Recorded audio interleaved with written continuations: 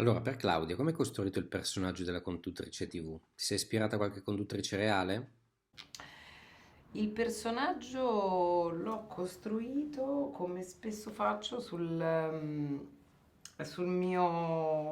protagonista, e anche su altri elementi perché ovviamente mi sono ispirata. Sì, mi sono ispirata a personaggi, ma a un po' di personaggi, non a uno solo. È una donna molto, molto ambiziosa per il suo successo è più importante di tutto, anche della maternità e di stare vicino, no? Si è dimenticata in questi anni di ascolti e di share, di essere una mamma e quindi è un personaggio sicuramente come tanti, insomma, un po' ipocrita e cinico in qualche modo.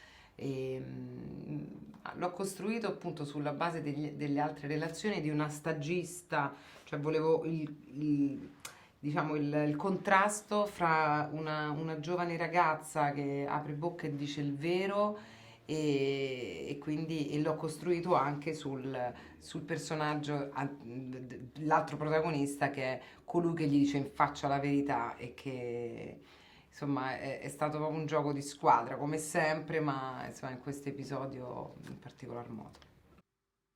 Per tutti e due, sull'8 marzo c'è da sempre una diatriba anche femminista, ma è una festa che va celebrata oppure no? No. Assolutamente no.